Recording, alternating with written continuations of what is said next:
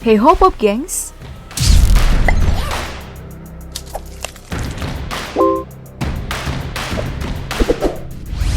Kamu tentu masih ingat dong pelajaran sejarah saat akhirnya Jepang mengumumkan menyerah pada Perang Dunia Kedua pertanggal 15 Agustus 1945.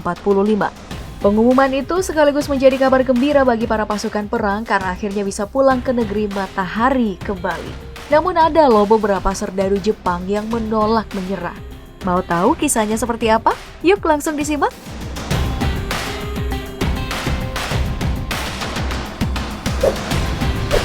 Baik, mari kita mulai dengan kisah seorang serdadu yang kabur ke dalam hutan saat sekutu menyerang Pulau Morotai, Maluku, 15 September 1944. Namanya Teruo Nakamura. Saking terpencilnya tempat persembunyiannya, Nakamura sampai-sampai tidak mendengar kabar bahwa Perang Dunia telah usai.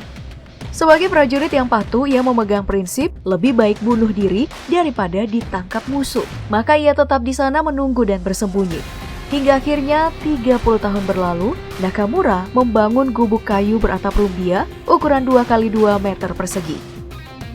Ia bersahabat dengan seorang warga lokal dan kabar itu pun sampai kepada kepolisian setempat. Namun, saat akan dipulangkan ke Jepang, Nakamura bukan warga negara Jepang. Dia adalah warga Taiwan yang direkrut Jepang sebagai wajib militer pada November 1943. Ia pun akhirnya dipulangkan ke Taiwan, namun tetap mendapat santunan dari pemerintah Jepang akibat tekanan internasional. 5 tahun kemudian ia meninggal karena kanker paru. Kisah tentang kesetiaan Nakamura sangat dikenang oleh masyarakat di Pulau Morotai.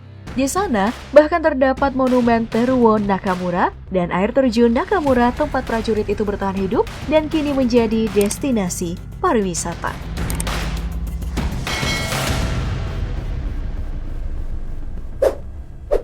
Hiro Onoda, seorang perwira intelijen Angkatan Darat Kekaisaran Jepang yang menolak menyerah bahkan setelah berpuluh tahun Perang Dunia Kedua usai. Hiro Onoda masih berusia 18 tahun saat pertama kali mendaftar di infanteri Angkatan Darat Kekaisaran Jepang. Pada tanggal 26 Desember 1944, dia dikirim ke Pulau Lubang, Filipina dan diperintahkan untuk melakukan semua yang dia bisa untuk menghambat serangan musuh di pulau itu. Perintah Onoda juga menyatakan bahwa dalam situasi apapun, dia tidak boleh menyerah atau bunuh diri. Namun dalam melaksanakan tugas, ada banyak tentara yang tewas bersamanya.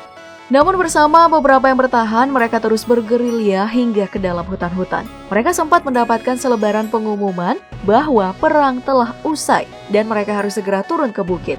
Namun mereka tidak percaya dan menganggap itu adalah tipuan dari sekutu.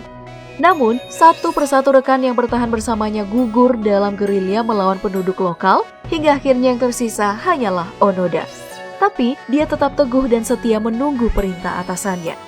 Nah, pada tanggal 20 Februari 1974, Onoda bertemu dengan Norio Suzuki, petualang yang sedang memang mencari serdadu Jepang yang tersisa. Namun lagi-lagi, Onoda menolak untuk ikut karena ia hanya percaya pada atasannya. Norio Suzuki pun kembali ke Jepang dan mencari atasan Onoda yang kala itu sudah pensiun dan menjadi pedagang buku, yaitu Mayor Yoshimi Taniguchi.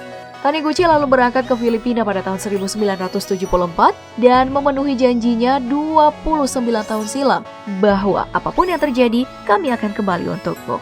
Hiro Onoda pun kembali ke Jepang dan menjadi sangat populer, dipuja sebagai pahlawan dan meninggal di usia 91 tahun. Wah, beliau bisa dijadikan panutan semangat bertahan hidup ya.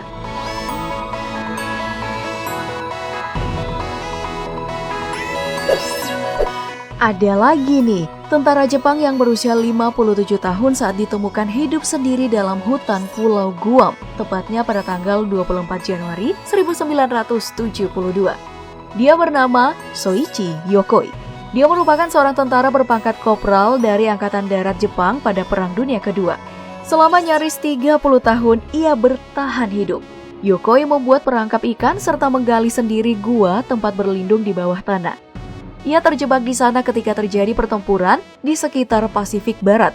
Jepang mendapatkan perlawanan sengit dari tentara Amerika Serikat, namun karena kondisi yang semakin berbahaya, membuatnya tidak bisa kemana-mana.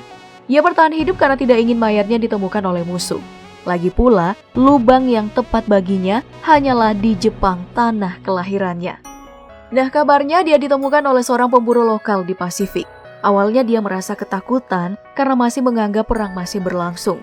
Namun setelah dijelaskan, ia akhirnya dikirim pulang ke Jepang. Ia disambut sebagai pahlawan nasional dan menjadi populer karena diwawancarai di berbagai media. Ia lalu menikah dan kembali ke Guam untuk berbulan madu.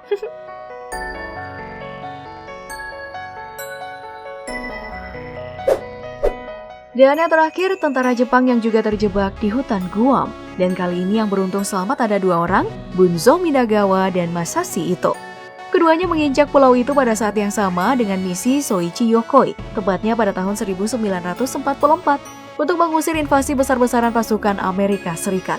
Apa daya, kenyataan mereka harus bersembunyi karena kekuatan semakin menipis, bantuan pun nihil.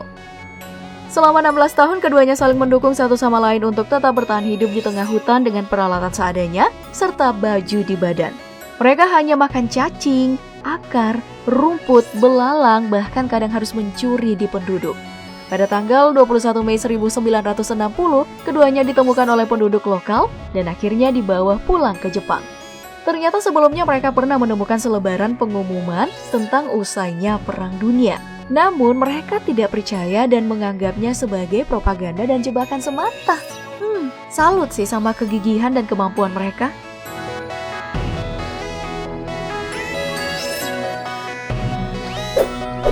Nah, apa sih yang akan kamu lakukan jika berada di posisi salah satu serdadu tadi, Pop Gengs? Tuliskan di kolom komentar ya. Nah, kalau video ini bermanfaat bagi kamu, jangan lupa like, share, dan subscribe-nya. Karena berbagi itu menyenangkan. Sampai jumpa di video selanjutnya. Bye-bye!